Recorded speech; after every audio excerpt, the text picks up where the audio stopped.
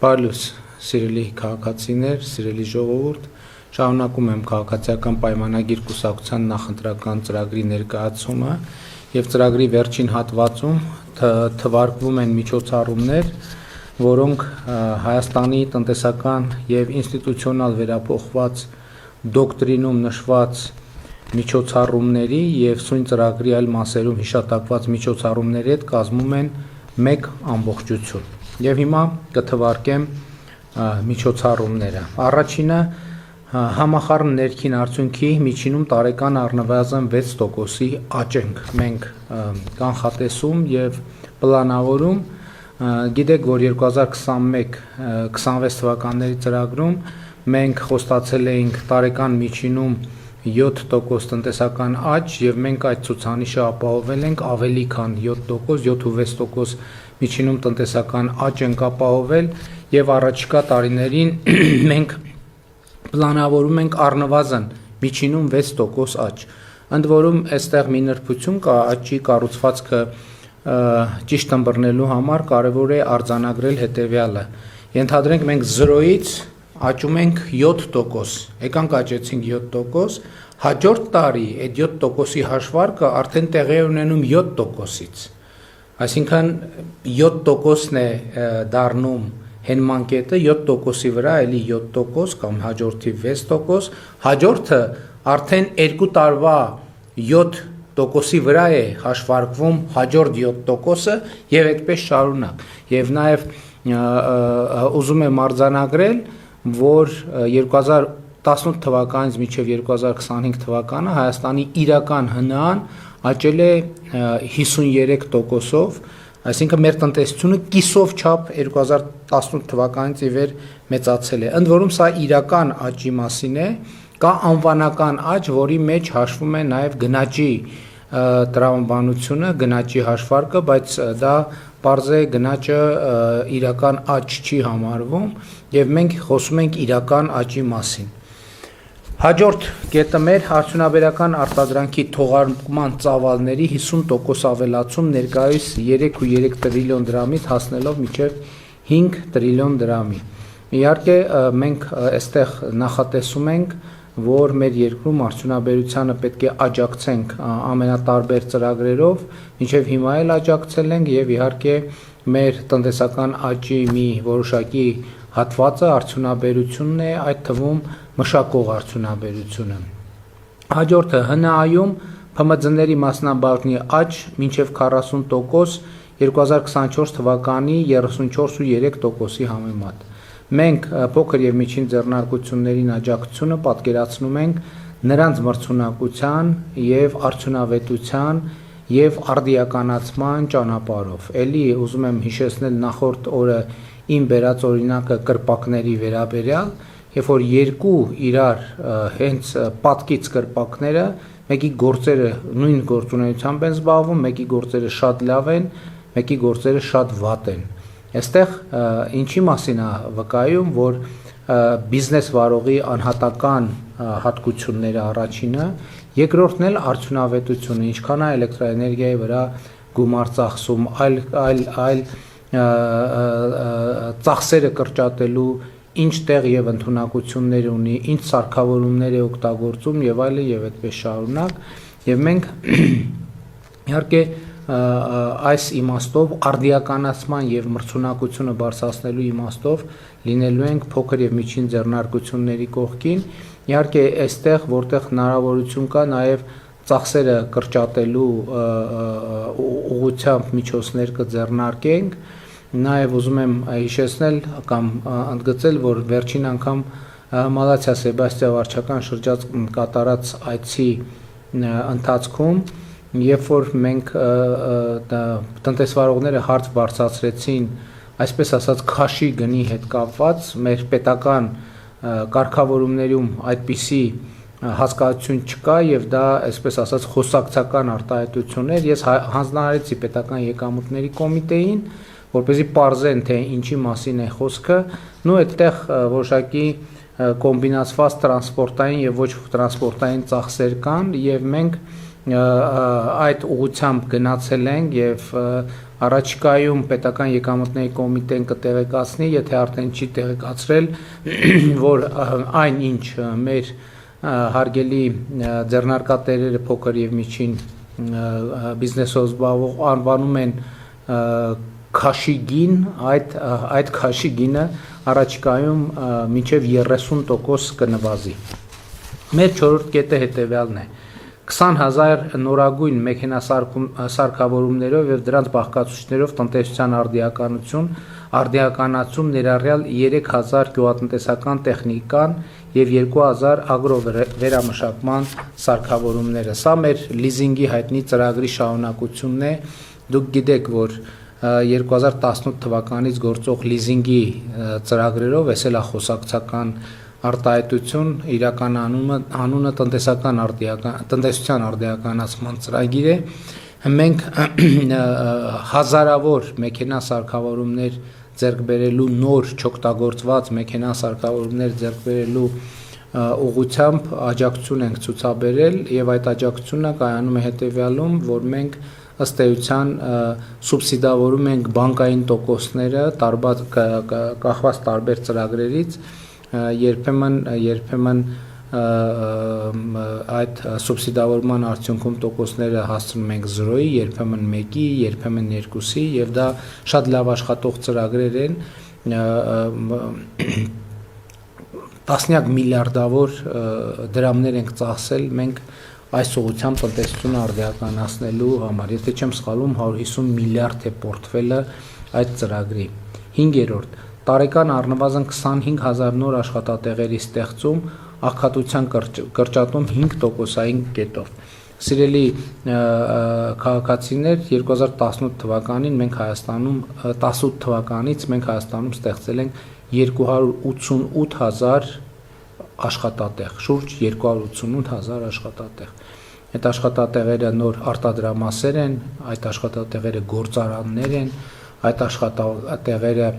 շինհրապարակներ են, այդ աշխատատեղերը ինտենսիվ այգիներ են, այդ աշխատատեղերը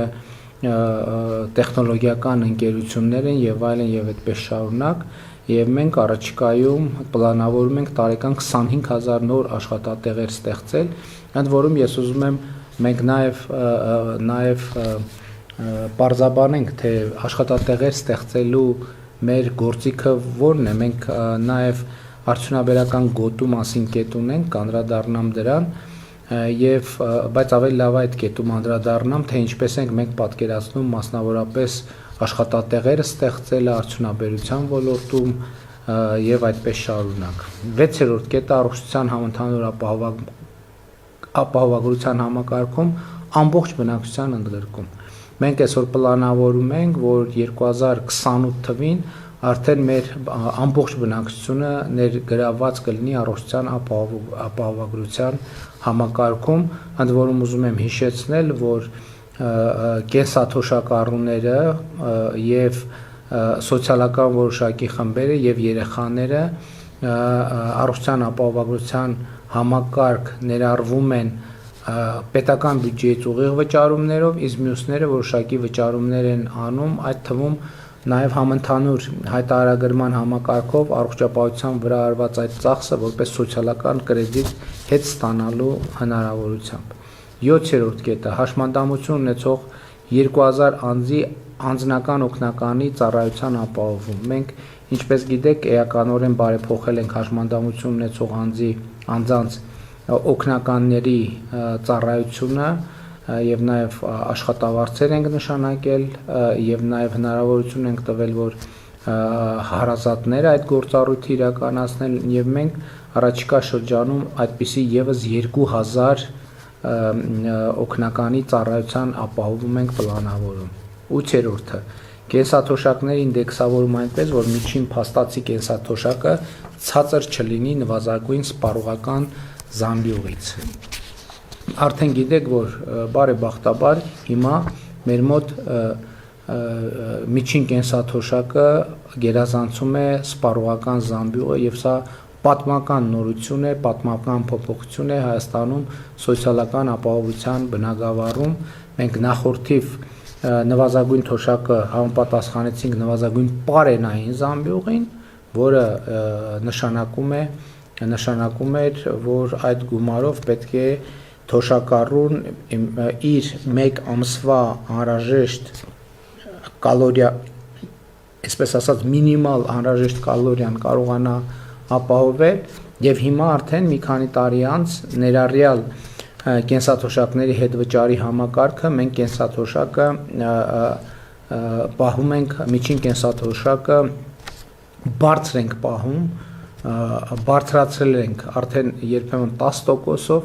նվազագույն սպառողական զամբյուղից։ Հիմա մենք ինչ ենք ասում ենք, իհարկե գնաճային երևույթներ կլինեն, դա անխուսափելի է, մենք կենսաթոշակները 2028 թվականից սկսած, որպեսզի նախորդ շրջանի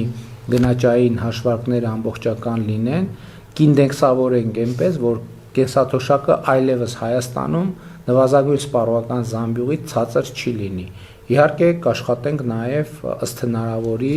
ըստ մեր համատեղ աշխատանքի, ըստ մեր վերցրած ՀԴՄ-ների, ըստ մեր վճարած հարքերի, ըստ մեր կատարած աշխատանքի, նաև հնարավորության դեպքում բարձրացնել ավելի թոշակը, բայց նաև ուզում եմ մի հարցի անդրադառնալ, վերջին օրերին շատ բուռն քննարկումների տեղիք է տալիս իմ այն արտահայտությունը, թե ավելացված թոշակով այն, որ ապրիլի 1-ից ավելացրել ենք, մեր թոշակառուները կարող են լառնակա, օրինակ, տոմս գնել ինքնաթիռի, որովհետև տոմսերի արժեքները տատանվում են 2 եվրո, 5 եվրո, 10, 15 եվրո եւ այլն, եւ դա բուռն քննարկումների տեղիք է տվել, թե ինչքանով է նման արտահայտություն անելը կոռեկտ, ես հիմա ասեմ ինչու է կոռեկտ։ Վերջին շրջանում, երբ որ մենք մարզերով այցելություններ ենք անում, բազմաթիվ թոշակառուներ մեզ ասում են հետևյալը, որ մենք նախկինում 30,000, 40,000 դրամ ծախսում էինք առողջության ապահովագրության վրա, դեղերի վրա, իսկ այժմ առողջության ապահովագրության արկայության պայմաններում այդ գումարները մնում են մեր գրպանում։ Հիմա ես ուզում եմ ասել հետևյալը, որ այո, այսօր հնարավոր մենք ապրիլի 1-ից 10,000 դրամով ավելացել է կենսաթոշակը, նաև ետ վճարի հնարավորություն կա, երբեմն 5,000, երբեմն 7,000, երբեմն 10,000, այսինքն 20,000 դրամով ակնհայտորեն կարելի է ձեռք բերել 3, 5, 10 եվրոյանոց տոմս դեպի լառնակա, օրինակ, եւ այդ դեղերի վրա նախկինում ծախսված գումարները կարելի է ծախսել օրապահիկի եւ այլ ծախսերի վրա։ Ես հիմա ամենայն լրջությամբ ուզում եմ կոչ անել մեր թոշակառուներին, այդ չուզողներին ի հակառակ ես կոչ եմ անում, որպեսզի մեր թոշակառուները այդ դեղերի գումարները մի կողմ դնեն եւ առաջիկա ամռան ընթացքում օգտվեն առիթից կամ գուցե օգոստոսին, աշնան, սեպտեմբերին, երբ որ սեզոնը այդպես ակտիվ չի, եւ այո, սկսեն ճամփորդել, որովհետեւ ես կարծում եմ, որ ինչպես աշխարհի շատ երկրների թոշակառուներն են վարվում, մեր թոշակառուներն էլ արդեն շատ քիչ, շատ համեստ ծավալներով կարող են սկսել ճամփորդել։ Մենք ընդհակառակը հիմա մենք հետադարձ հիպոթեկի մասին օրենքը երբ որ ընդունենք, մեր թոշակառուները շատ ավելի հանգիստ եւ շատ ավելի վստահ կարող են ճամփորդել, եւ ես մեր թոշակառուներին կոչ եմ անում չլսել այդ չուզողների ձայները, որոնց կանխավարկածներն է, որ թոշակառուն թոշակի տարիքի անցավ պետք է տանը նստի, առավելագույն շարժման միջավայրը այդ բակն է եւ բակի զրուցարանը եւ այդպես շարունակ։ Ոչ, սիրելի թոշակառուներ, հենց իմ նշած 150,000 մարդ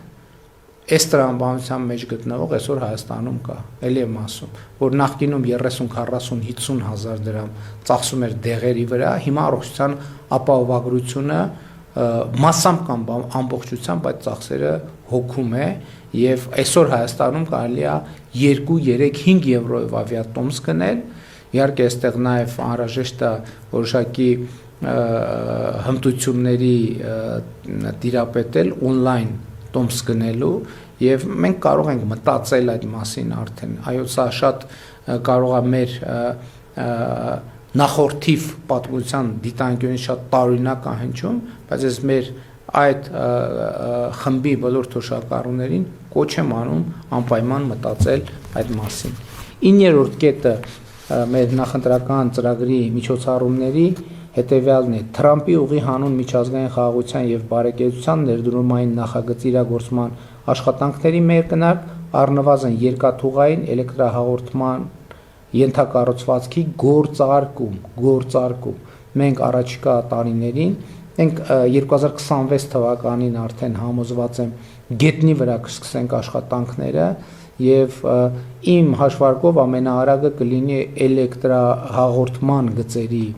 գծերը շահագործման հանձնելը եւ միջայլոց սա էլ այս նախագիծն էլ բազմաթիվ աշխատատեղեր է ստեղծելու եւ ես հույս ունեմ, որ մենք կապահովենք աշխատատեղերը Հայաստանի Հանրապետության քաղաքացիների միջոցով եւ ընկերությունները ստիպված չեն լինի այլ երկրներից աշխատուժ ներգրավել։ Հաջորդը 10-րդը Գյումրի-Թուրքիայի սահման եւ Երաս-Նախիջևան սահման երկաթգծի հատվածների վերակառուցում։ Մենք նույնպես սա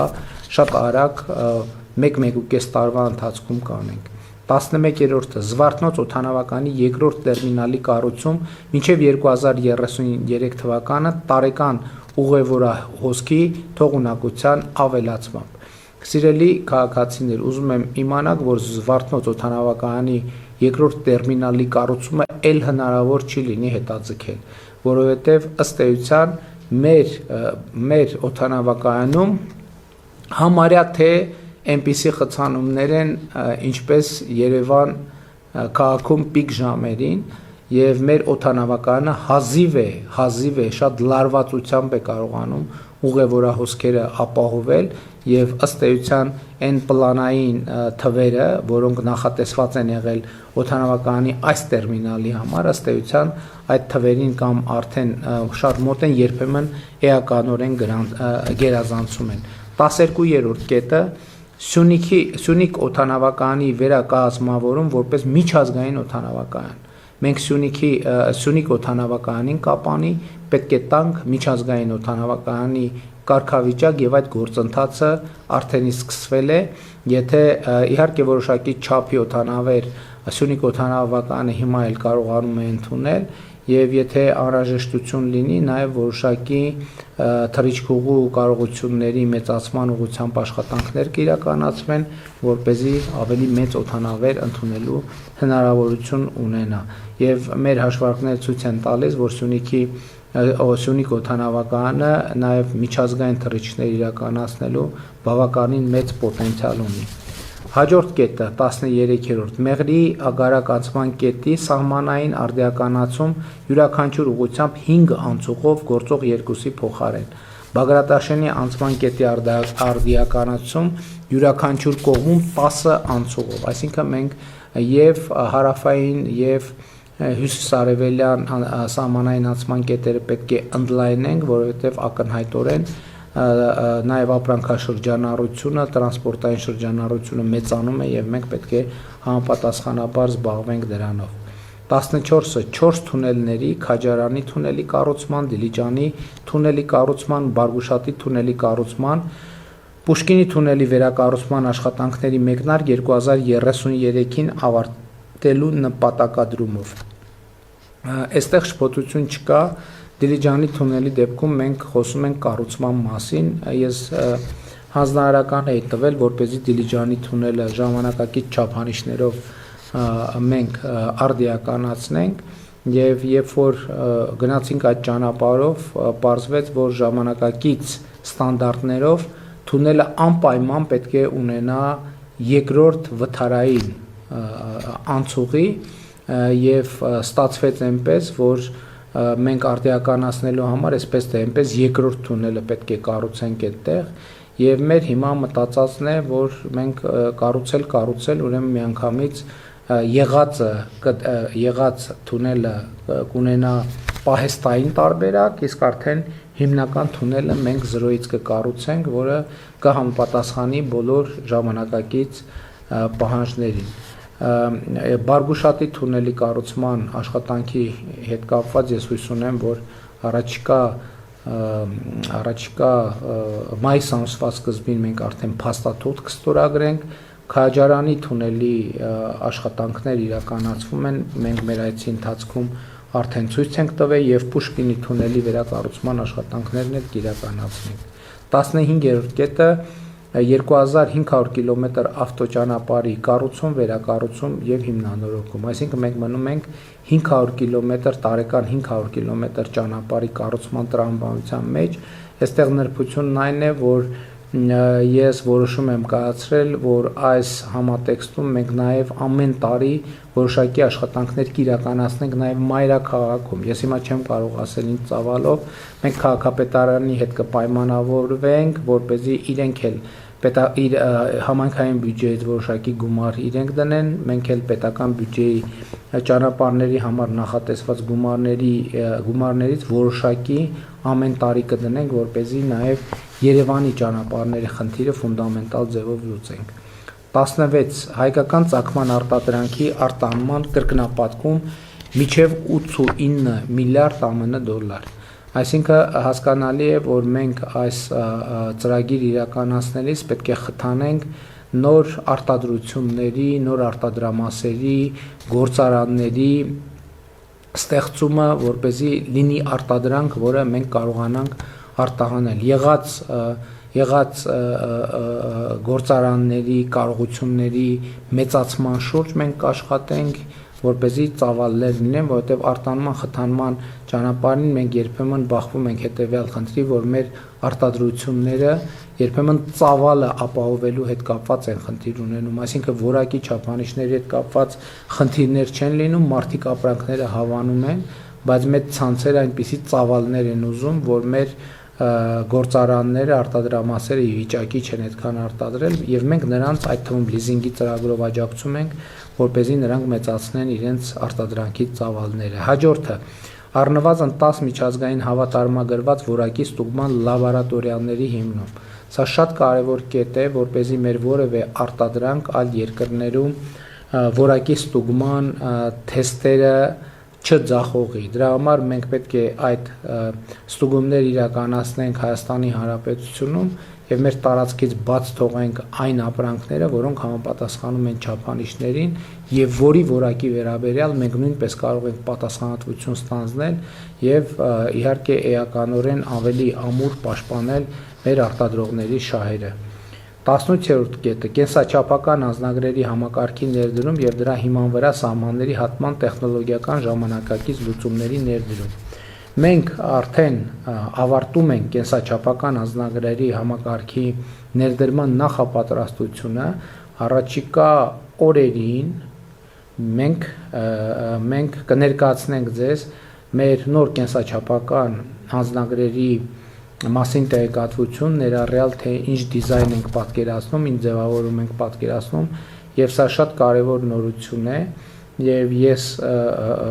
հաջորդ կարեւոր նորությունն այն է, որ կենսաչափական անձնագրերի համակարգի ներդրման պահից կամ դրանից 1, 2, 3 ամիս անց կենսաչափական անձնագիր ունեցող քաղաքացիները Զվարթնոց օդանավակայանում կամ մեր սահմանային անցակետերը անցնելիս որևէ կոնտակտ չեն ունենա սահմանապահ ծառայության հետ։ Նրանք իրենց անձնագրերը կսկանավորեն սարքերի վրա, կանաչ լույսը կվառվի եւ իրենք կանցնեն մի տեխնոլոգիա, որ կիրառվում է արդեն աշխարհի զարգացած երկրներում եւ ամենաուշը 2027 թվականի առաջին կեսում մենք արդեն այդ համակարգերը կունենանք Զվարթնոց օդանավակայանում, ապա նաեւ մեր սահմանային անցման կետերում, Բագրատաշենում, Ագարակում, Բավրայում, Գոգավանում, հույս ունեմ մարգարան էլ կբացվի եւ մարգարայում նույնպես կունենանք եւ մյուս բացվելիք սահմանային անցման կետերը։ 19-րդ կետը ԵՄ-ի հետ ազատ վիզայի ռեժիմի հաստատում եւ առավել եւս մենք համոզված ենք, որ առաջիկա տարիներին մենք Եվրոպական միության հետ ազատ վիզաների ռեժիմ կհաստատենք եւ ըստ էության Հայաստանի քաղաքացիները Եվրոպական միության երկրներ կարողանան մեկնել առանց վիզայի։ Կենսաչափական անձնագիրը վերցնում եք, այստեղ առանց կոնտակտի եք անցնում եւ առանց վիզայի, երբ ուզում եք, եւ մեր սիրելի թոշակառուները, երբ ուզում են 2 եւ 10 եվրոյանոց տոմսերը գնում են եւ առանց խոչընդոտի մեկնում են Եվրոպական միություն։ Առաջիկա իրատեսական առաջիկա շրջափուլում մենք այդ նպատակը անպայման կիրագործենք։ 20-րդ կետը գյուղատնտեսական համախառն արտադրանքի արժեքի ավելացում 40%-ով հասնելով շուրջ 1.5 տրիլիոն դրամի եւ հողերի խոշորացման խթանում։ Սա ըստ էության ինտենսիվ գյուղատնտեսության աջակցման ծրագրի արդյունք է լինելու եւ իհարկե ես սրա մասին մանրամասն չեմ խոսի, որովհետեւ մարզային այցերում հատկապես ինտենսիվ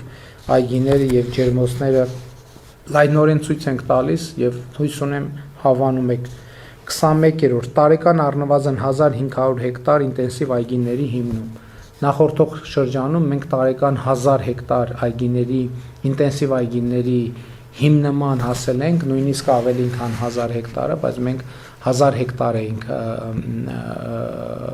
պլանավորել, բայց ավելին ենք արել իրականում, առաջիկայում արդյունքները կամփոփենք եւ կներկայացնենք ձեզ, իսկ հաջորդ շրջանում արդեն տարեկան 1500 հեկտար ինտենսիվ այգիների հիմնում։ Ստեղ էլ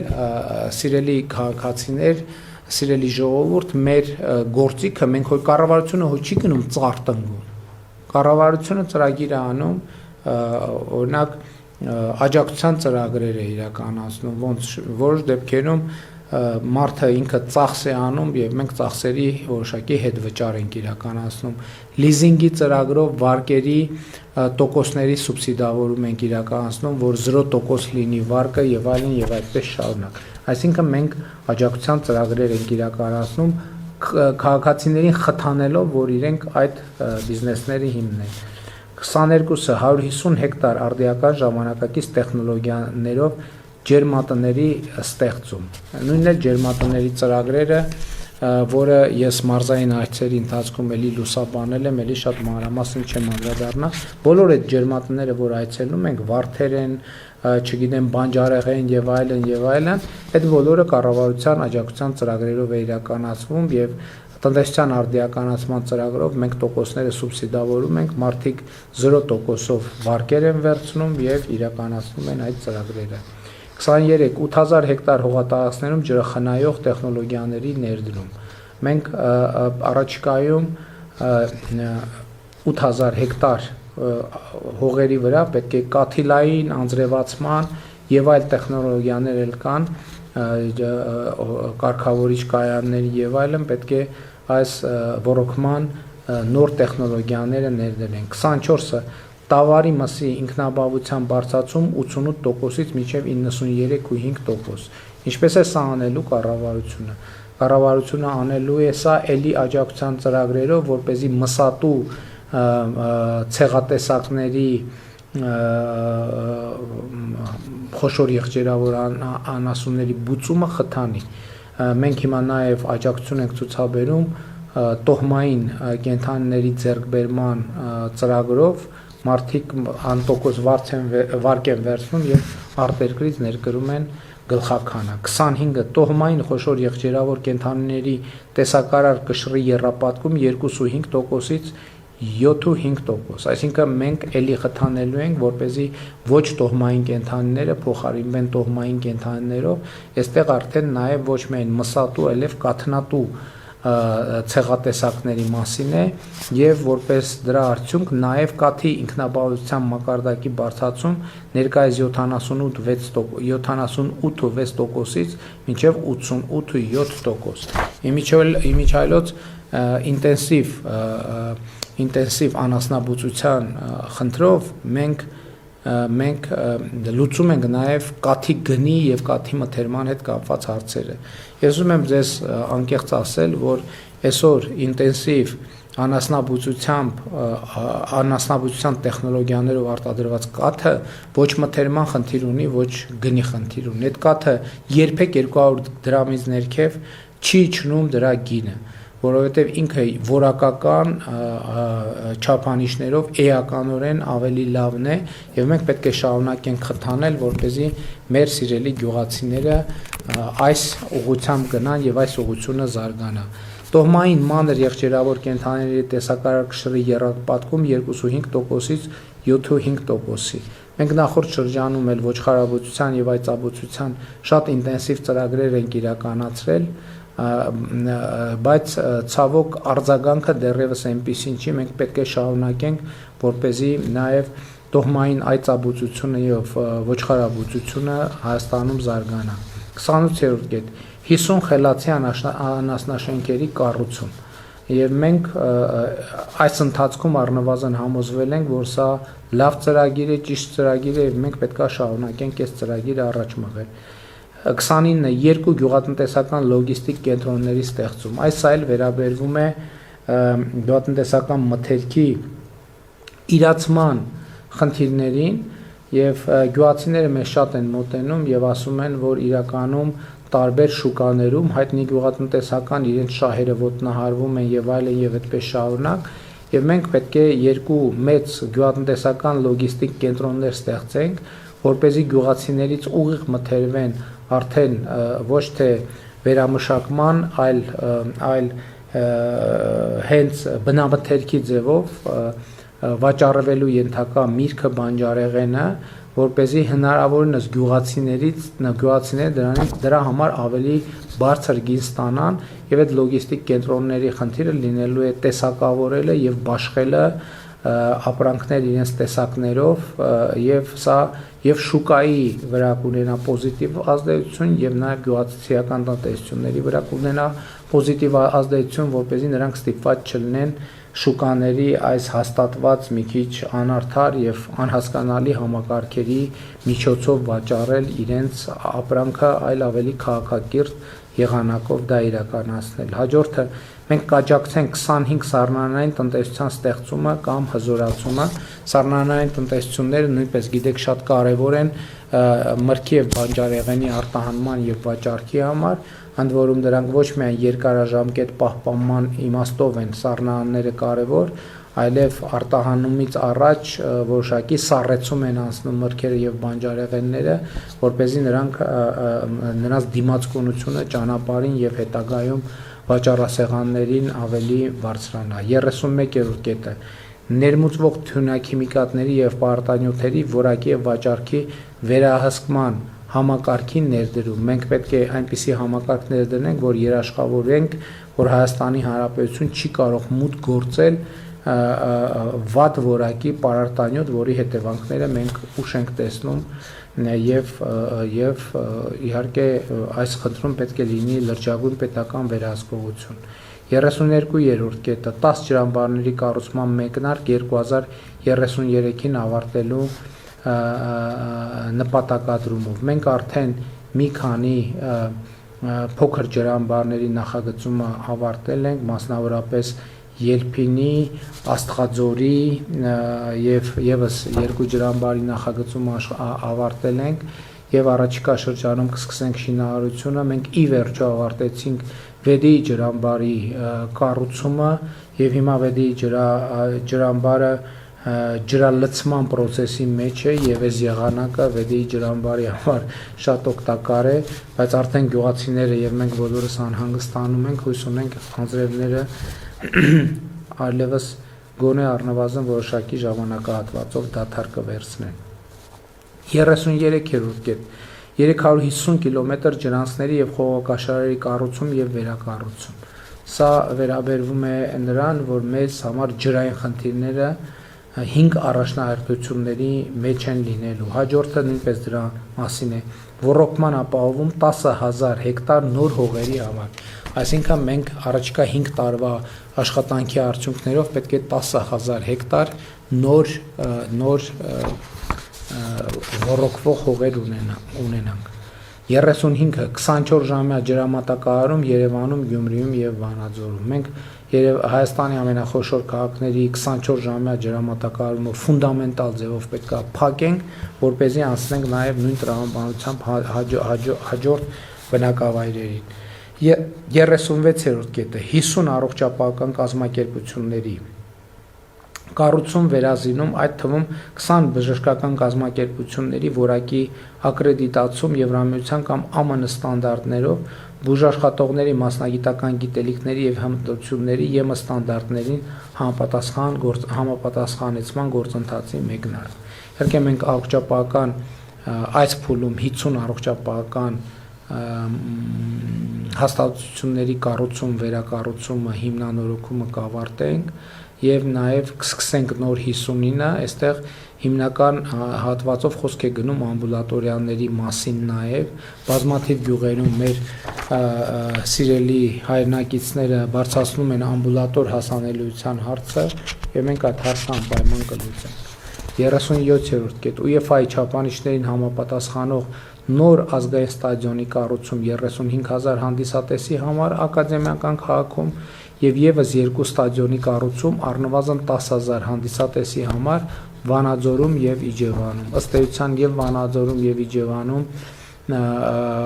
ստադիոն կառուցելու գործընթացը մեկնարկած է եւ նաեւ մեծ ազգային ստադիոն կառուցելու վերաբերյալ մենք բանակցությունները սկսել ենք եւ այս ուղղությամբ պետք է լուրջ միջոցներ ձեռնարկենք։ 38 Սպորտի միջազգային քարտեզում Հայաստանի դիրքի ամրապնդում յուրաքանչյուր տարի առնվազն 2 օլիմպիական մարզաձևերի միջազգային առաջնությունների եւ մրցաշարերի կազմակերպման միջոցով։ Այսինքն տարին առնվազն 2 կամ Եվրոպայի կամ աշխարհի առաջնություն պիտի ունենանք նախորդ շրջանում իհարկե դուք տեսել եք թե այս առումով ինչ ինտենսիվ է մեր մարզական կյանքը վերջերս հրաձգության Եվրոպայի առաջնությունը տեղի ունեցավ, տեղի էր ունեցել նաև ծանրամարտի Եվրոպայի առաջնությունը, սամբոյի աշխարհի առաջնություն, բանակային խաղեր եւ այլն եւ այդպես շարունակ։ Միջայլոց առաջիկայում 2027 թվականին նախատեսում ենք հյուրընկալել մարմնամարզության Եվրոպայի առաջնությունը, որը պետք է տեղի ունենա Ալբերտ Ազարյանի անվան մարմնամարզության դպրոցում, որի կառուցումը շատ ինտենսիվ ընթացքի մեջ է, նրանք ովքեր ծիծեռնակաբերդի խճուղով երթևեկում են, Հրազդան մարզադաշտի մոտ այդ ինտենսիվ շինարարությունը, որ երևում է, դա հենց Ալբերտ Ազարյանի անվան մարզադպրոցի կառուցումն է։ Առնվազն, իմիջիայլոց առաջիկայում նաև ծանրամարտի աշխարհի առաջնությունն ենք հյուրընկալելու, եթե չեմ սխալվում 2027 կամ 28 թվականին։ Արդեն դա այդ որոշումները արդեն իսկ կայացված են։ Առաջիկայում էլի հետաքրքիր որոշումներ են լինելու, բայց հիմա ես չեմ կարող ուղղակի դրա մասին ասել։ 39 առնվազն 30%-ում ներգնաց զբոսաշրջիկների թվի աճ 2031 թվականին 3 միլիոն հասնելու նպատակադրումով, այսինքն մենք 2031 թվականին 3 միլիոնի ենք ուզում հասնել զբոսաշրջիկների թիվը, հիմա 2 միլիոնը արդեն գերազանցում ենք ամեն տարի, մեզ մնում է, որ 3 միլիոնի ցուցանիշը գերազանցենք։ 40 Մշակութային զբոսաշրջության խթանում յուրաքանչյուր տարի առնվազն 2 համաշխարհային աստղերի հյուրախաղերի կազմակերպման միջոցով։ Դուք հիշում եք մեծ սկանդալը կապված Snoop Dogg-ի համերգի հետ, որը արդյունքում լավ եղավ, որ մենք հետևողական գտնվեցինք եւ նախորդ մրցույթը շահած ընկերությունը նույնպես հետևողական գտնվեց, ինչի համար շնորհակալություն եմ հայտնում եւ արդյունքում մենք ստացանք մի հսկայական նշանակության իրադարձություն Ջենիֆեր Լոպեսի համերգը Երևանի Հանրապետական մարզադաշտում եւ մենք հիմա հետեւյալ որոշումն ենք կայացրել ամեն տարի պետական բյուջեով մենք հատկացում ենք իրականացնելու մրցութային կարգով առնվազն 2 համաշխարհային աստղերի համերգներ են կազմակերպելու Հայաստանի Հանրապետությունը Հիմա բոլոր մեր հայրենակիցներին, ովքեր ասում են, թե մենք բյուջեում ավել փող ունենք, մենք էլ աստղ ենք հրավիրում, ուզում եմ ասել հետևյալը, որ մեր բոլոր հաշվարկները ցույց են տալիս, որ երբ որ այդ գումարը մենք ներդնում ենք այս նպատակի համար, այդ գումարի ծախսման արդյունքում այնքան զբոսաշրջիկներ են գալիս եւ այնքան գումար են ծախսում, որ Հայաստանի Հանրապետությունը լիուլի ամբողջությամբ հետ է բերում այդ գումարը։ Մի մասը ուղիղ վերադառնում է պետական բյուջե, մի մասն էլ այլ գնում է փոքր եւ միջին բիզնեսին կամ բիզնեսներին ընդհանրապես, տաքսիներին եւ այլն եւ այդպես շարունակ, եւ այս գումարը իրականում մենք ծախսում ենք նույնպես Հայաստանի Հանրապետության քաղաքացիների համար։ Էլ չեմ ասում, որ Հայաստանի իմիջն է բարելավում դրանով եւ որը իր հերթին այդ համերգներից դուրս մեծացնում է զբոսաշրջիկների հոսքերը եւ նաեւ այս միջոցով մենք պետք է զբոսաշրջիկների թիվը հասցնենք 3 միլիոնի։ Հաջորդը ՅՈՒՆԵՍԿՕ-ի համաշխարհային ժառանգության նախնական ցանկում 5 հուշարձանների եւ հիմնական ցանկում 1 նոր Ուրեմն նախնական ցանկում 5 հուշարձան եւ հիմնական ցանկում 1 նոր հուշարձան գրանցման խնդիր ենք դնում, որը նույնպես մեր զբոսաշրջության ծավալները մեծացնելու է։ Եվ իհարկե մեր մշակութային ժառանգության արձանագրումը որպես միջազգային ժառանգության, համաշխարհային ժառանգության մաս նույնպես կարևոր է։ 42-րդ կետը 7 զբոսաշրջային կլաստերների ստեղծում Գյումրի, Դիլիջան, Գորիս, Ջերմուկ, Արենի, Եղեգիս, Դվին։ Մենք այդտեղ հատուկ ներդրումային ծրագրեր ենք իրականացնելու, որպեսզի նշված համայնքները ավելի լավ նախապատրաստված լինեն եւ ավելի զարգացած ենթակառուցվածքներ ունենան զբոսաշրջության համար եւ զբոսաշրջիկներ ընդունելու համար։ 43-ը առավել վտանգված հուշարձանների նորոգման եւ վերականգնման 30 գիտանախագծային փաստաթղթերի մշակում եւ 40 պատմամշակութային հուշարձանների նորոգում, ամրակայում եւ վերականգնում։ Ու մենք այս process-ները շատ մեծ թափով հիմա էլ իրականացնում ենք Հայաստանի Հանրապետության պետական բյուջեով ահռելի միջոցներ ենք տրամադրում հուշարձանների պահպանման եւ վերականգնման համար, օրինակները գիտեք, Բջնի եկեղեցի, Բջնի ամրոց, Սրվեղի վանքը, Այգեհովիտ գյուղում, Ամրագից գյուղում ռուս ուղղափառ եկեղեցին ենք վերականգնել եւ այլն եւ այդպես շարունակ տասնյակ հուշարձանների Ամբերտ ամրոցն ենք վերականգնում, Լորի Բերտ ամրոցում ենք ամրակայման եւ վերականգնման աշխատանքներ իրականացում, Բաղաբերդում ենք պեղումներ իրականացնում, որի արդյունքում նաեւ վերականգնման աշխատանքներ կիրականացվեն եւ այդպես շարունակ։ 44 Հայաստանի պատմության թանգարանի ցուցադրական մակերեսի ստորգետնյան ընդլայնում Հանրապետության հրապարակի հնարվայրի ընդգրկմամբ։ Դուք գիտեք, որ Հանրապետության հրապարակի տակ կա հնավայր եւ մենք ուզում ենք այդ հնավայրը կազմակերպելու միջոցով նաեւ ստորգետնյա թանգարան ունենալ, որը նաեւ հետաքրքիր կլինի այցելուների համար մտադրություն կա հանրապետության մետրոյի հանրապետության հրապարակ կայարանից այդ հնավայրի այդ հին պատերի հին բնակավայրի ճանապարհներով նաև մուտք ապահովել դեպի պատմության թանգարան 45 թանգարանային եւ գրադարանային աշխատողների աշխատավարձերի կրկնապատկում ատեստավորման միջոցով մենք ատեստավորման այն ծրագիրը, որ իրականացնում ենք դպրոցներում եւ ոչ միայն դպրոցներում, հիմա սկսելու ենք իրականացնել նաեւ թանգարաններում եւ գրադարանների ու թանգարանների աշխատողների համար։ Ես նախորդիվ ասացի, որ մենք ընթերցանությունը խթանելու ուղղված ծրագրեր ենք իրականացնելու եւ այս տրամաբանության մեջ մենք հույս ունենք, որ գրադարանները մեր ծրագրի արդյունքում կվերածնվեն կամ կան ակտիվ գրադարաններ բազմաթիվ Հայաստանում եւ իմ կանխավարկածն այն է, որ սոցիալական ցանցերից ի վերջո մի X պահի մարդը հոգնում է եւ ուզում է այսպես ասած հաղորդակցության հին ձևերին որ ժամանակ տրամադրել եւ մենք կարծում ենք, որ ընթերցողների ակումբները, ընթերցանությունը այն ձևերից մեկն է, որը մարդը հումանիստական շփման միջավայրի վերադառնալու հնարավորություն կունենա եւ մենք այդ ուղղությամբ աշխատելու ենք։ 46-ը Երևանի մետրոյի աջափնյակ կայարանի կառուցման մեկնարկ, Զորավար Անդրանիկ եւ Սասունցի Դավիթ կայարանների միջանկյալ հատվածում նոր վերգետնյա կայարանի կառուցում մեկնարկ կառուցման մեկնարկ 2033-ին ավարտելու նպատակադրումով։ Իհարկե, սիրելի հայրենակիցներ, մենք արդեն 40 տարի շուրջ մետրո չենք կառուցել կամ 35 տարի մետրո չենք կառուցել եւ այդ հմտությունը վերականգնելը ժամանակ է պահանջում եւ մենք որևէ կասկած չկա, մանավանդ տեսնում եք, թե Երևանում երթևեկությունը ինչ վիճակում է, որևէ կասկած չկա, որ Երևանի մետրոպոլիտենի հետագա զարգացում պարզապես այլընտրանք չունի, ուրիշ տարբերակ չկա էլ, բայց մենք դա կանենք հաճույքով, էլի ուզում եմ ասել, որ նպատակադրումը հետևյալն է, նախ մետրոն Երևանի դարձնել շրջանաձև, աջափնյակ կայարան, հաջորդ թիվ մենք կայարան կունենանք ակադեմիական քաղաքում, ակադեմիական քաղաքից կլինի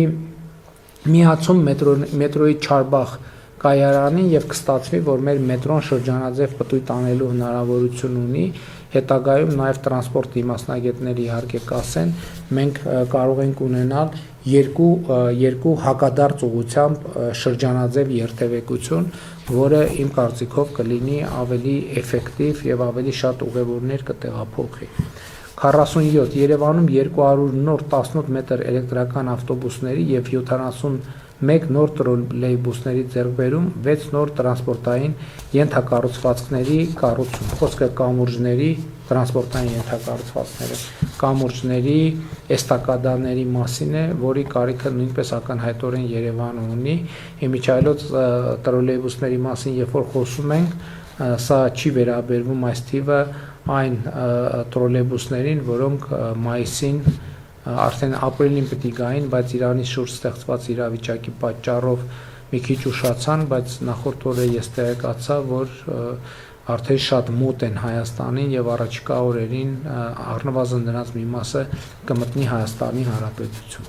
48-ը ՀՀ ամբողջ տարածքում միասնական տրանսպորտային ցանցի ներդրում, ինչը նշանակում է, որ բոլոր մարզերում կլինեն հանրային տրանսպորտային ցանցեր։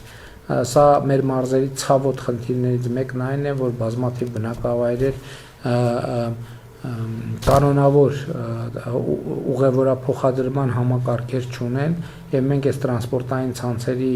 ներդրման միջոցով պետք է այդ խնդիրը լուծենք։ Հիմա որոշ տեղերում ինչ որ չափով ներդրված է, բայց մենք այս process-ը պետք է շարունակենք, որպեսզի մեր բոլոր բնակավայրերը ունենան կանոնավոր տրանսպորտային չվացուցակներ մարզկենտրոնի հետ եւ նաեւ բնականաբար Երևանի հետ։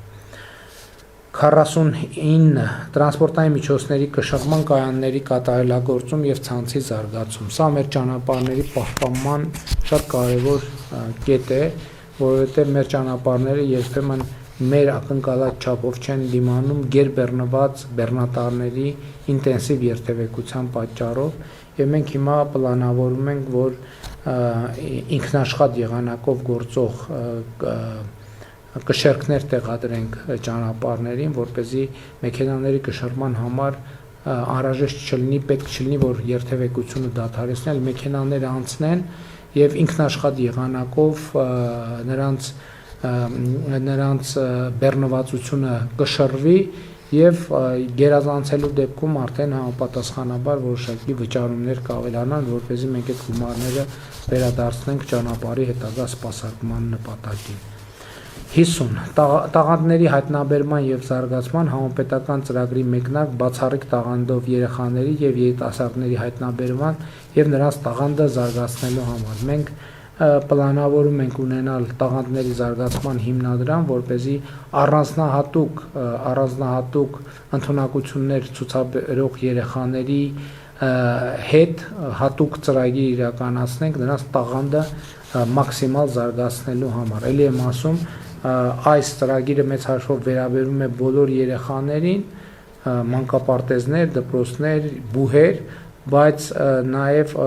սպորտ դպրոցներ, սա վերաբերում է բոլոր ոլորտներին, բայց եթե լինեն երեխաներ, որոնք առանձնահատուկ տաղանդ են ցուցաբերում եւ կա անհրաժեշտություն այդ տաղանդը զարգացնելու համար լրացուցիչ ներդրումների, կառավարությունը պլանավորում է այդ ներդրումները վերցնել իր վրա։ Իհարկե երեխայի եւ նրա ծնողների համաձայնությամբ, բնականաբար sense բաները չեմ էլ ասում, հասկանալիորեն դա բարձրաբանելու կարիք չկա էլ։ 51 երեխաների կրթավճարների կൂട്ടակային ներդրումային համակարգի ներդրում։ Մենք ուզում ենք ստեղծել համակարգ, որ ծնողները հնարավորություն ունենան առավել շահավետ պայմաններով իրենց երեխաների կրթության համար հաշիվներ բացել, ներդրումներ անել եւ որպեսզի հետագայում իրենց երեխաները կրթություն ստանալու ճանապարհին խնդիրներ չունենան։ Խոսքը իհարկե Հայաստանում արդեն ասացի, որ մենք բուհերը ակադեմիական քաղաքում կդարձնենք կրթությամբ զբաղվող ուսանողների համար ըստ էության անվճար, բայց նաև այն ծնողները, ովքեր կուզեն, որ իրենց երեխաները համաշխարհային թոփ բուհերում սովորեն, հնարավորություն կստեղծենք որոշակի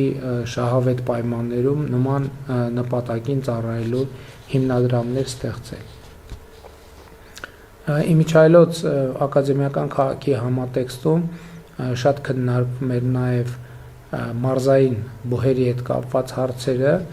եւ մենք նաև մեր միջազգային խորհրդատուների հետ աշխատելով արդեն իսկ ունենք նախնական պատկերացում, որ մենք որոշակի ուղղությունների բուհեր կունենանք նաև մարզերում, իհարկե որոշակի տրամաբանությամբ եւ որոշակի մասնագիտություններով, որովհետեւ մեր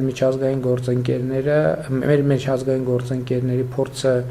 մենք ուսումնասիրել ենք եւ նրանք ասել են, որ բոլոր դեպքերում եւ որոշակի պահանջարկ լինելու է որոշակի մարզերում բուհեր ունենալու որոշակի պրոֆիլների եւ սա կարծում եմ բոլորիս համար լավ լուր է, որովհետեւ մենք մարզերում նաեւ որոշակի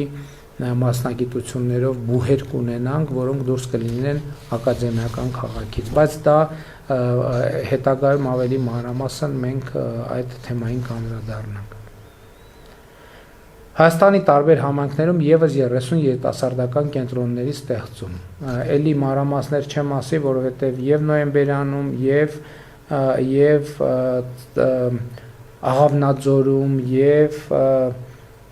Արարատ համայնքում մենք երիտասարդական կենտրոններ այցելել ենք, տեսել ենք, որ նրանք նորմալ աշխատում են։ Մենք այս ծրագիրը կշարունակենք եւ եւս 30 տեղում 30 համայնքներում կստեղծենք երիտասարդական կենտրոններ, ավելի ճիշտ կաջակցենք կենտրոնների ստեղծմանը։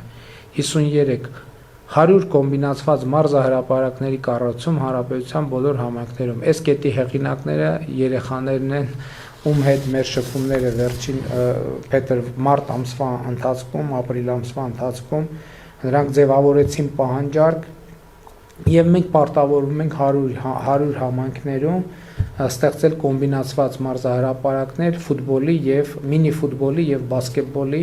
Մենք իհարկե տեղադիրքերը կընտրենք այնպես, եթե մոտակայքում չկա դպրոց, նորակառույց, որտեղ երեխաները կարողանան զբաղվել սպորտով, մենք անպայման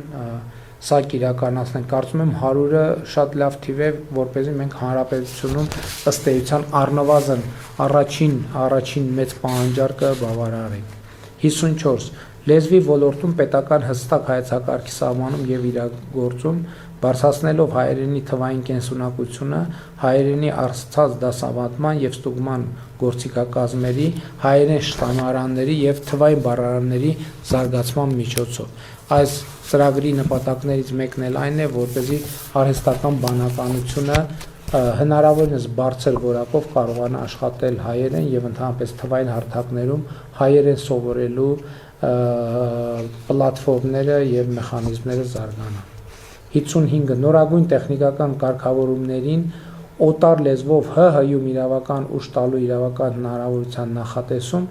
1 տարվա ընթացքում հայերեն թարգմանելու պայմանով։ սիրելի քաղաքացիներ, շատ գիտեք, որ տեխնոլոգիաները զարգանում են, իրենց հետ բերում են նոր հասկացություններ, նոր տերմիններ եւ երբեմն այդ կարգավորումները տեղայնացնելու համար մենք ունենում ենք մի խոչընդոտ, պարզապես թարգմանելը չի ստացվում, որովհետեւ հայերենում դեռևս այդ բաները տերմինաբանությունը չկա։ Հիմա մենք ինչ ենք ասում ենք որոշ կարգավորումներ մենք Հայաստանում ներդրենք տեխնոլոգիական ոլորտների եւ նաեւ որոշակի ժամանակ մենք տրամադրենք մինչեւ հայերենում այդ նոր բառերը կձևավորվեն եւ թարգմանությունը հնարավոր կլինի, որպեսզի տեխնոլոգիական ներդրումների համար մենք այս խնդրի պատճառով խոչընդոտներ չստեղծենք։ 56 երկրի դիտարկման 2 եւ հեռահաղորդակցության 1 տիեզերական արբանյակի ձեռքբերում եւ շահագործում։ Մենք պետքա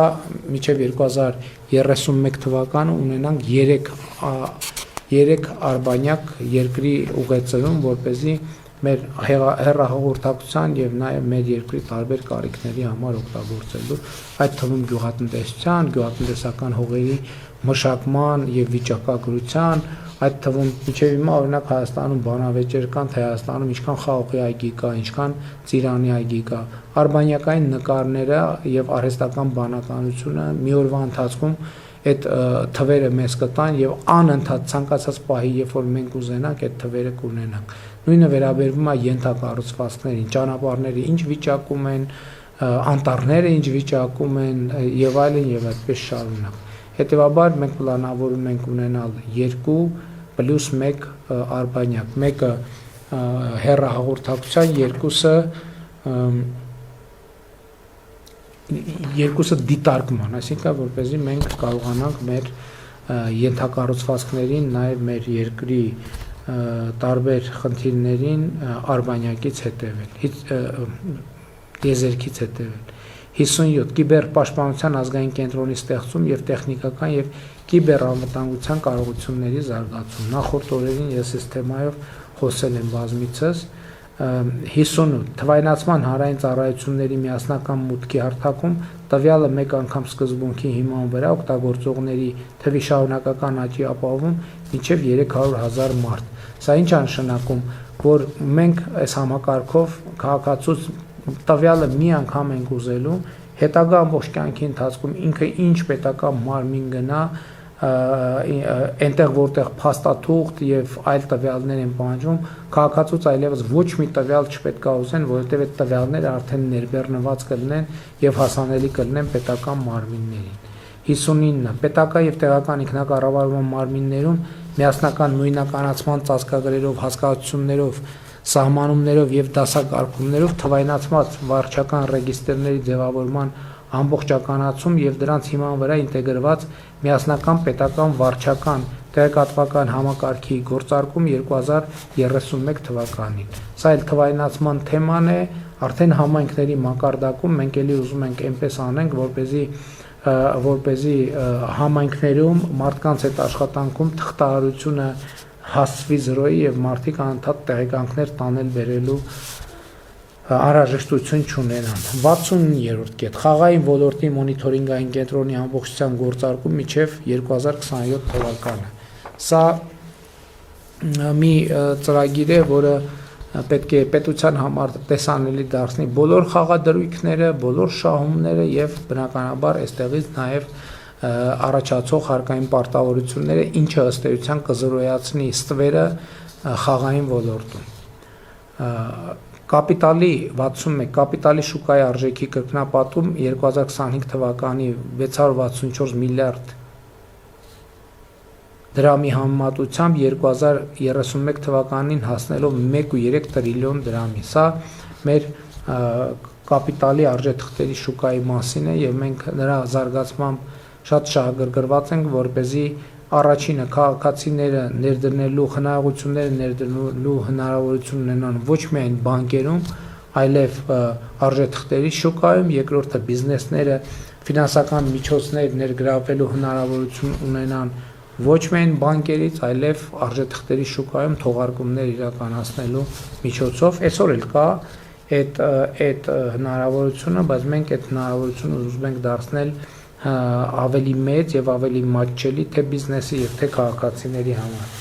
62-ը սուբվենցիոն ծրագրերի շարունակական ապահովում որակի վերահսկողության ավելի հուսալի մեխանիզմի ներդրմամբ։ Դե սիրելի քաղաքացիներ, բոլորդ էլ տեսել եք, թե սուբվենցիոն ծրագիրը ինչ փոփոխություններ է բերել ձեր համայնքներում, ձեր միջավայրերում։ Մենք այդ ծրագիրը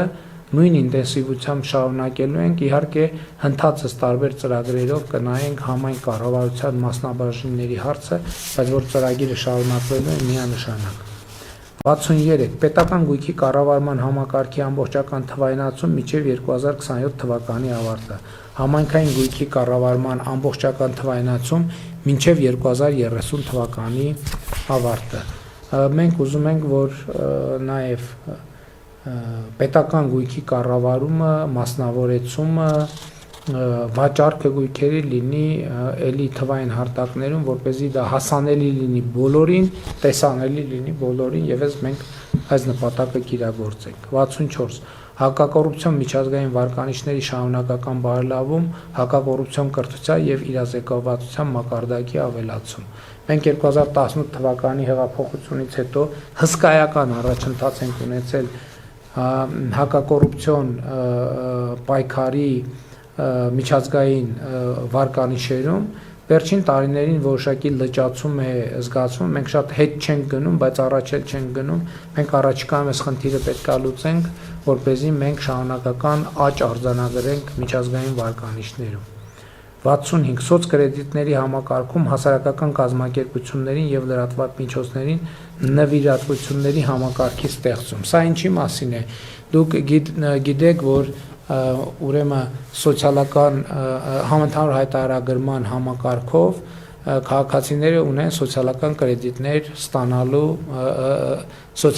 կրեդիտներ ստանալու հնարավորություն որոշակի ծախսերի դիմաց, առողջապահական եւ կրթական ծախսերի։ Մենք հիմա ուզում ենք ստեղծել հնարավորություն, որ քաղաքացիները որոշակի սահմանաչափով գումարներ հնարավորություն ունենալ նվիրել լրատվամիջոցների եւ հասարակական կազմակերպությունների,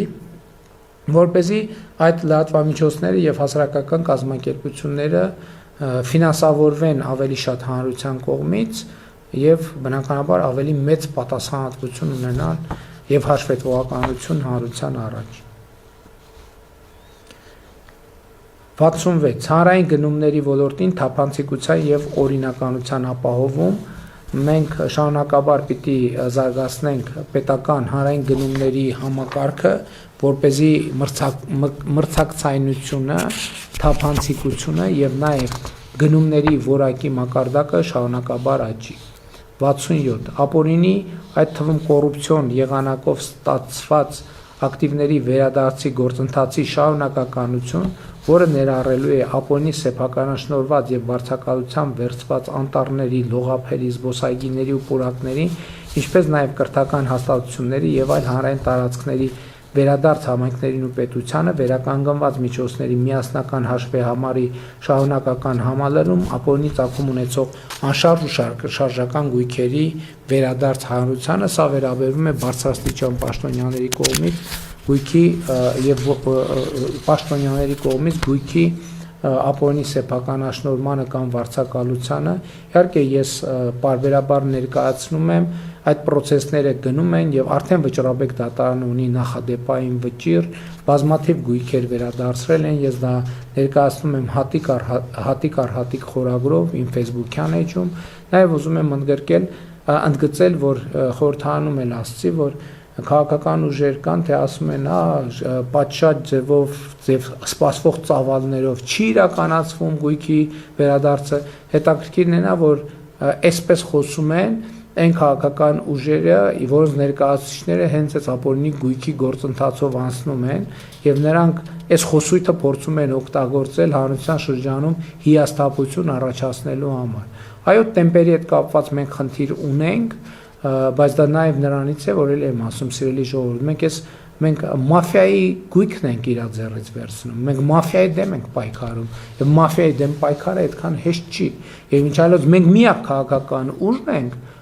որ շարունակում ենք բոլոր այն քննադատողները, որ լավ չի իրականացում պետական ապօրինի գույքի վերադարձը իրենցից ոչ մեկը չի ասում այ որ մենք գանք իշխանության ավելի լավ դա կանենք, որովհետև իրենց 90%-ը հենց այս ապօրինի գույքի վերադարձի process-ի թիրախն են։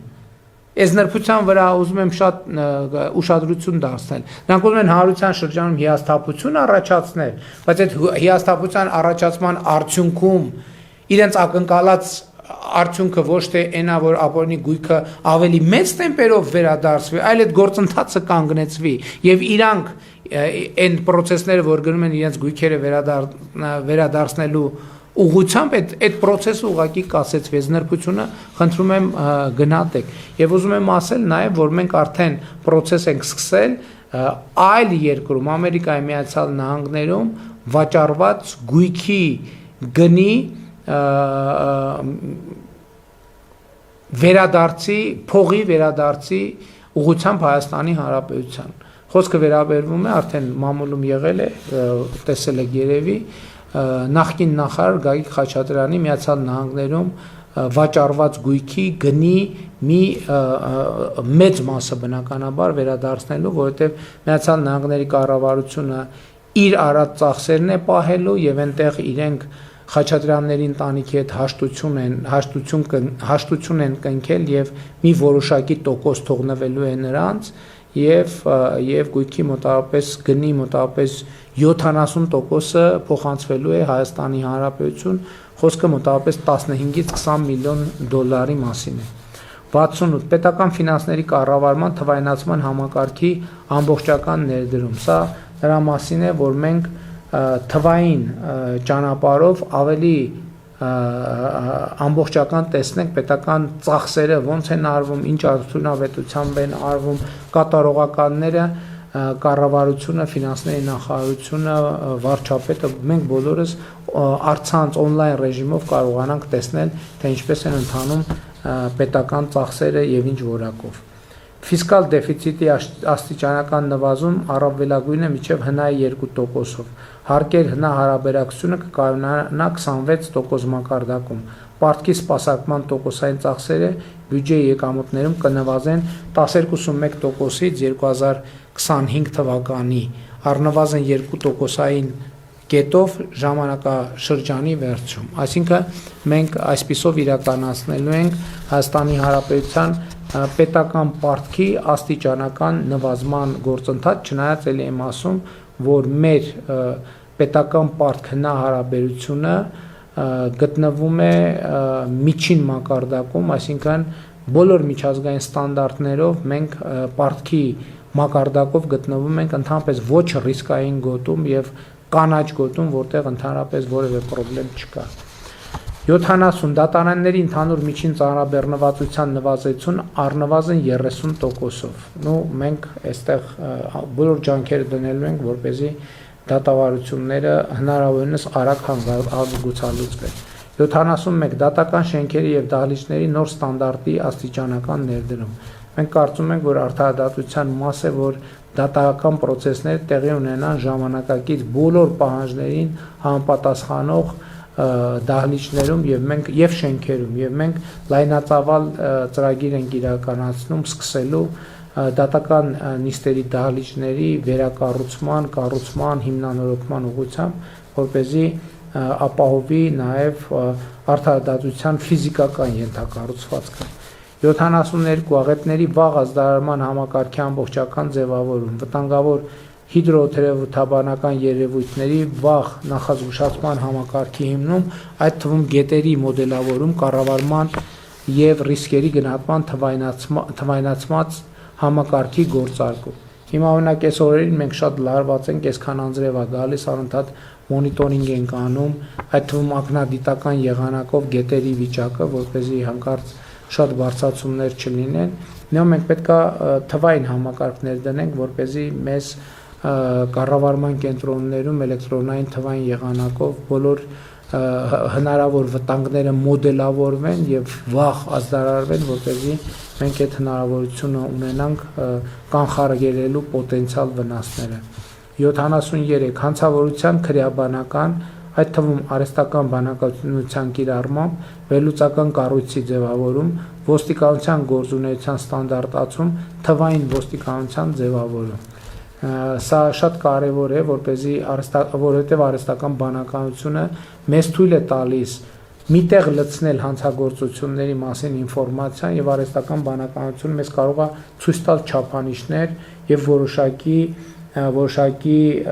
ընդհանուր գծեր, թե ինչպես ինչ պայմաններում են իրականացվում հանցագործությունները ավելի շատ։ Այսինքն օրինակ հանցագործությունների ինտենսիվությունը կապ ունի արդյոք եղանակի հետ, ինչի հետ կապ ունի, ինչ տվյալ կա, եւ սա մեզ հնարավորություն կտա ավելի թիրախային զբաղվել հանցագործությունների կանխարգելմամբ, ռիսկային հատվածները, միջավայրերը, անձանց շրջանակը ավելի լավ պատկերացնելու միջոցով։ 74. Ատոմային նոր էներգաբլոկի կառուցման ծրագրի մեկնարկ մինչև 2027 թվականի ավարտը իրականացնելով նոր միջուկային էներգաբլոկի տեխնոլոգիայի ընտրություն։ Այսինքն 27 թվականի ավարտին մենք ըստ էության արդեն վերջնական որոշում պետք է ունենանք, առնվազն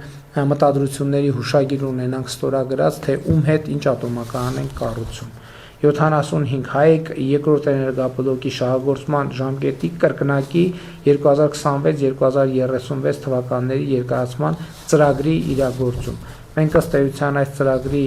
աշխատանքները սկսել ենք եւ մենք դա հաջողությամբ կհասցնենք իր տրամաբանական ավարտին։ 76. Վերականգնվող էներգետիկայի զարգացում մինչև 2040 թվականը արևային եւ հողմային էներգետիկայի հզորությունը 2000 մեգավատ հասնելու նպատակադրմամբ, ինչպես նաև մինչև 2027 թվականի ավարտը էլեկտրական էներգիայի կուտակման կայանների կառուցման ծրագրի մշակում, մինչև 2040 թվականը կուտակիչ կայանների առնվազն 600 մեգավատ հզորություն ունենալու նպատակադրմամբ։ Այսինքն սա նշանակում է, որ մենք նպատակադրվում ենք մինչև 2040 թվականը 1.5 ատոմակայանի չափով կուտակիչ կայաններ ունենալ, որը բոլորովին նոր ոլորտ է եւ նոր խոսք է մեր երկրի էներգետիկայի համար։ 77. Բիոգազի արտադրության կայանի ստեղծում։ Սա նույնպես նոր բան է ըստ էության Հայաստանի Հանրապետության համար, բայց շատ երկրներում կուտակվում է, մանավանդ ֆերմերային տնտեսությունների զարգացման համատեքստում, երբ այդ փաստի բերումով մեծ ծավալների գումախ է արտադրվում, դա օգտագործվում է բիոգազի արտադրության համար եւ մենք Հայաստանում կաջակցենք այսպիսի տեխնոլոգիաներ ներդնողներին։ Կանաչ ջրածնի արտադրության կայանի ստեղծում։ Սա կանաչ ջրածին այն է, երբ որ արևային էլեկտրաէներգիայի օգտագործելու միջոցով արտադրվում է ջրածին եւ արդեն մութ ժամերին այդ ջրածինը վառելու եւ այրելու եւ էլեկտրաէներգիա ստանալու նպատակով այս տեխնոլոգիայի ուղղությամբ մենք արդեն մի քանի տարի աշխատում ենք, միջազգային գործընկերների հետ ինտենսիվ քննարկումներ ունենք եւ առաջիկա 5 տարվա ընթացքում արդեն կոնկրետ օրինակ պետք է ունենանք կանաչ ջրածնի արտադրության։ 79. Հայաստան մտնող ինտերնետային միջազգային նոր կապուղու հիմնարկ։ Մենք ուզում ենք նաեւ այսօր Հայաստան մտնում է երկու ինտերնետային կաբել, մենք ուզում ենք ավելացնենք այդ կաբելների թիվը, որպեսզի հասկանալիորեն ունենանք այլընտրանքներ եւ դիվերսիֆիկացնենք ինտերնետային մեր հասանելիությունը։ 80. Արդյունաբերական քաղաքի կառուցում, ինտեգրված արդյունաբերական եւ հետազոտական միջավայրի ստեղծմամբ, հանրապետության մարզերում 2 արդյունաբերական գոտիների ստեղծում։ Այստեղ մենք մեր բիզնեսի հետ նաև խորհրդակցել ենք եւ նախորդող շրջանում այս հարցը մի քանի անգամ քննարկվել է եւ մենք քանի որ օրինակ գործարանները ունեն կրկնվող ծախսեր, ասենք որպեսզի ամեն պոտենցիալ գործարան ստեղծող ինքը առանձին իր համար խողովակ չքաշի, ճանապարհ չանցկացնի, էլեկտրաէներգիա չանցկացնի, մենք կաջակցենք, որպեսզի ասենք օրինակ ոնց որ ժամանակին եղել է գործարանային կայարանի միջավայրում եղել են ամբողջ գործարաններ, մենք հանրապետությունում կստեղծենք գոտիներ, որպեսզի երկու մարզերում եւ գուցե նաեւ Երևանի մերձակայքում, որտեղ արտադրություններ հիմնելը կլինի ավելի գրավիչ, որովհետեւ ներդրողները այն ծախսերը կարողանան կրճատել, որոնք առանձին պետք է անեին այսպես թե այնպես, իրենք պետության կառավարության աջակցությամբ իրար հետ այդ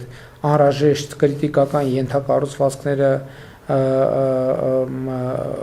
կունենան, հնարավոր է նաև ընդհանուր արտադրամասեր ունենան, որովհետև շատ դեպքերում հաստոցները արագ, այսպես ասած, վերափոխվում են եւ տարբեր նույն հաստոցով կարելի է տարբեր արտադրանքներ ստանալ եւ գուցե նաեւ այսպիսի համագործակցություն հնարավոր կլինի եւ առաջիկայում մենք կկենտրոնանանք այդ խնդրի լուծման համար, հաշվի առնելով նաեւ ինժեներական քաղաքի ստեղծման արդեն իսկ հաջողված փորձը, մենք հաջորդ փուլում արդեն արդյունաբերական երկու գոտիների եւ արդյունաբերական քաղաք ստեղծելու ուղղությամբ ինտենսիվ աշխատանքներ կանենք, այսինքն կստեղծենք այդ գոտիները արդյունաբերական 81 բազային եւ թեմատիկ շերտերով հագեցած ազգային տարածական տվյալների ենթակառուցվածքների հասանելիություն պետական եւ համայնքային մարմիններին, իրավաբանական եւ ֆիզիկական անձանց, ինչպես նաեւ ազգային գեոպորտալում 12 բազային շերտերի տվյալների կիրառմամբ վերլուծական բաց հասանելի գործիքների ներդնում։ Սա մի շատ կարևոր ծրագիր է, որտեղ մենք ազգային գեոպորտալում մեր հանրապետության մասին բոլոր տվյալները իհարկե տարբեր շերտերով եւ տարբեր հասանելիությամբ ունենում ենք, բոլոր խողովակաշարերը, բոլոր էլեկտրահաղորդման գծերը, բոլոր ճանապարհները, կոյուղու բոլոր ամբողջ համակարգը եւ այլն, իհարկե էլի ասում եմ, այս շերտերի մի մասը կլինի գաղտնի, հասանելիություն չեն ունենա շատերը, բայց կլինեն նաև բաց շերտեր, որպեսզի ասենք ցանկացած քաղաքացի այդ թվում իր կադաստրային քարտեզի հետ կապված գործառույթներ կարողանա իրականացնել առցանց ռեժիմով։ 82-ը Հայաստանի Հանրապետության տարաբնակեցման եւ տարածքային կազմակերպման գլխավոր նախագծի մշակում եւ ընդունում։ Սա ինչի համար է, որպեսզի մենք հիմա շատ է խոսվում հողերի նշանակության փոփոխության մասին եւ այլն, շատ բարդություններ են լինում, մերժումներ են լինում,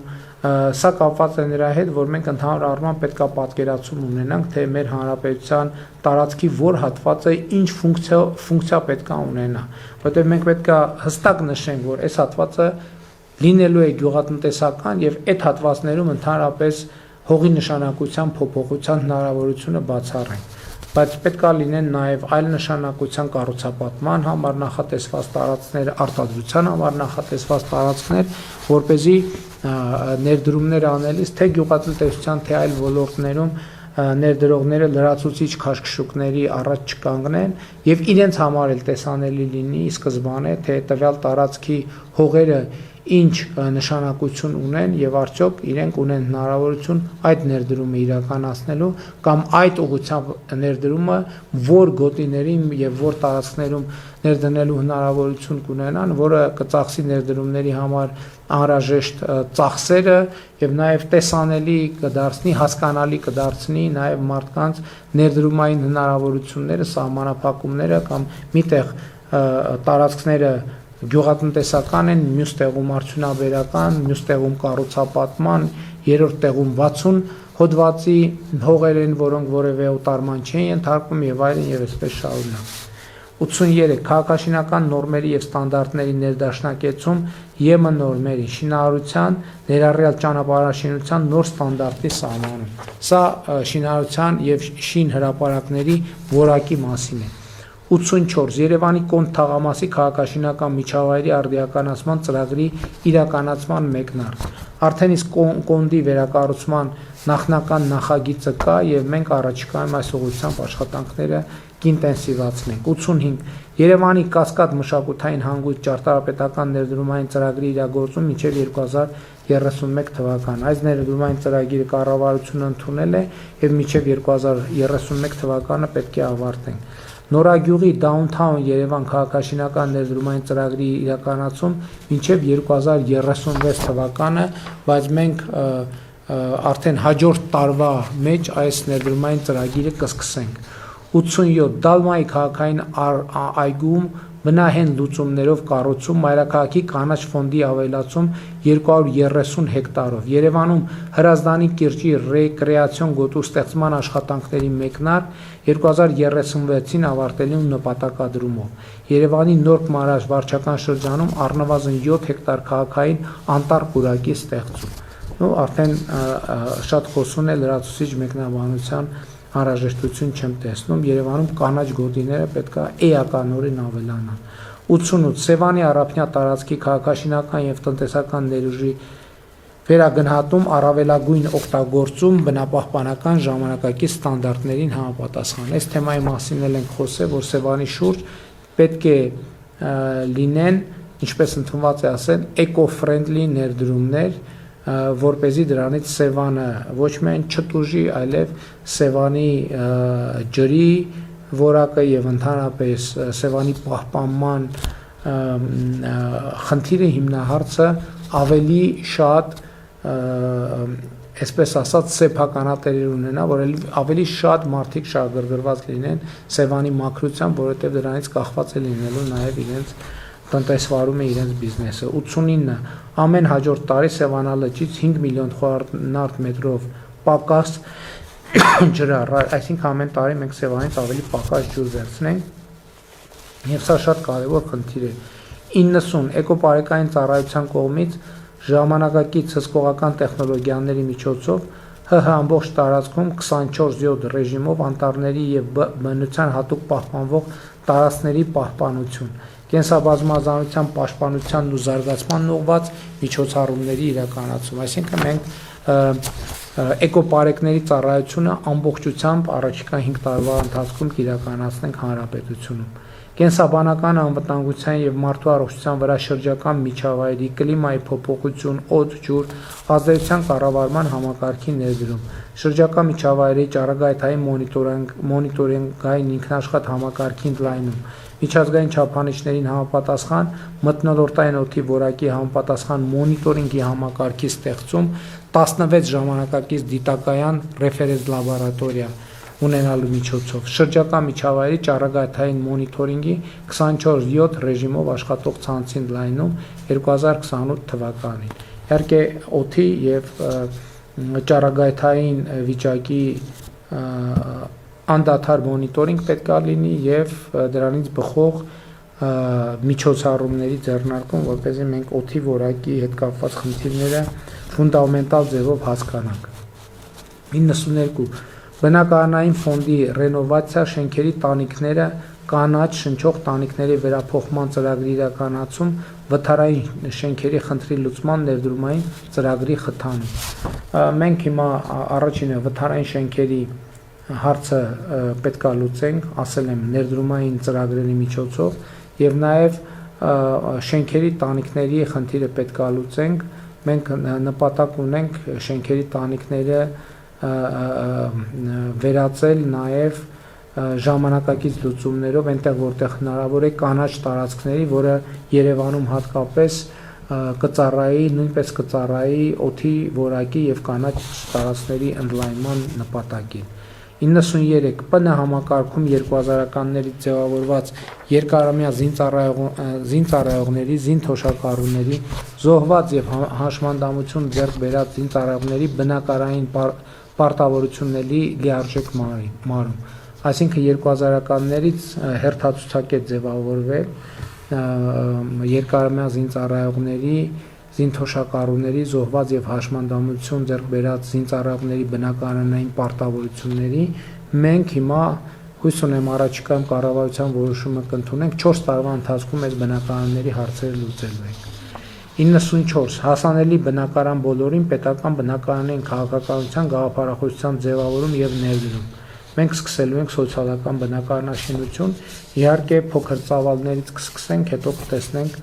հետագա ընթացքը։ 95 3000 նոր տան կառուցում սահմանամերձ եւ այլ գյուղական բնակավայրերում։ Այսինքն մենք 16 միլիոնի ծրագիրը զարգացնելու ենք եւ դարձնելու ենք ավելի նպատակային եւ թիրախային։ 96 1000 նոր սոցիալական բնակարանների ապահովման ծրագիր։ Սա նույնպես իմ ասած նախորդ ծրագրի շարունակությունն է, այսինքն հասանելի բնակարանը մի քիչ ավելի ապահոված խավի համար է, իսկ սոցիալական բնակարանը ավելի պակաս ապահոված խավի համար։ 97 Ղարաբաղից տեղահանված 10,000 ընտանիքների բնակ ապահովում։ 98 բազմազավատ ընտանիքների բնակարանային ապահովման պետական աջակցության ծրագրի ընդունում։ 99 Սփյուռքի հետ հարաբերությունների վերաֆորմատավորում համահայկական, մասնագիտական, իրավաբանական, առողջապահական, ձեռնարկատիրական եւ այլ երիտասարդական, ուսանողական ցանցերի ընդլայնում, զարգացում, ստեղծում եւ նրանց հետ համագործակցության խորացում։ Այն տրամաբանությամբ, որ այդ համագործակցության հիմքում պետքա առանցքում պետքա լինի Հայաստանի Հանրապետությունը եւ Հայաստանի Հանրապետության զարգացման շահերը։ 100 Սփյուռքի պետականակենտրոն կազմակերպությունների համաժողովի կազմակերպում խաղաղության պայմաններում Հայաստան-Սփյուռք գործակցության հայեցակարգ ընդունելու եւ իրագործման մեխանիզմներ ձևավորելու նպատակով։ Ահա սրանք են նաեւ այն կետերը, որոնք մենք կոնկրետացրել ենք, սիրելի քաղաքացիներ, նաեւ ես հույս ունեմ առիթ կունենամ ներկայացնելու նաեւ Հայաստանի ինստիտուցիոնալ եւ տնտեսական վերափոխման դոկտրինը, որը մեր նախընտրական ծրագրի ըստ էության անբաժանելի մաս է, ես ուզում եմ վերադառնալ նորից հիշատակվեց Ղարաբաղից տեղահանված մեր հայրենակիցների բնակապահովման ծրագիրը, իհարկե այսօր արդեն մոտ 5000 քաղաքացի արդեն բնակարանի ձեռքբերման վկայագիր ընդունելու այդ շեմին շատ մոտ է, կամ ձեռք են բերել, կամ վկայագրեր են ստացել, կամ կստանան առաջիկայում վկայագրեր։ Մեր նպատակադրումն է Ղարաբաղի մեր հայրենակիցներին տնավորել Հայաստանի Հանրապետությունում եւ նաեւ սոցիալական որոշակի խմբերի մենք ցկյանս միայնակների մասին է հիմնականում խոսքը, մենք ցկյանս ուրեմն օթևանով ապահովելու արժանապատիվ նորմալ օթևանով ապահովելու ծրագիր նույնպես կիրականացնենք։ Ըստ էության, սիրելի հարգելի քաղաքացիներ, ես 3 օրվա այս եթերներում հասցրեցի ձեզ ներկայացնել քաղաքացիական պայմանագիր կուսակցության ծրագիր եւ ես պետքա ուղիղ ասեմ, որ հետաքրքրությունն այս եթերների նկատմամբ ավելի մեծ է, քան ես ի սկզբանե ակնկալում էի եւ ես դրա համար շատ ուրախ եմ։ Այս նշանակում է, որ այս խոսակցությունը շարունակելու եւ զարգացնելու շատ լավ եւ անհրաժեշտ նախադրյալները կան, այնպես որ առաջիկայում մենք այս բոլոր կետերի եւ այլ կետերի մասին առավել մանրամասն կխոսենք, գուցե այս ձևաչափով, գուցե անմիջական շփումների միջոցով, գուցե նախընտրական քարոզարշավի ընթացքում տեղի ունեցող հավաքներով, հանդիպումներով, հարց ու պատասխանով եւ այդպես շարունակ։ Լավ եղեք, սիրում եմ բոլորիդ, մինչ նոր հանդիպում։ Հավանիչ տեսանյութը եւ բաժանորդագրվիչ նորությունները բաց չթողնելու համար։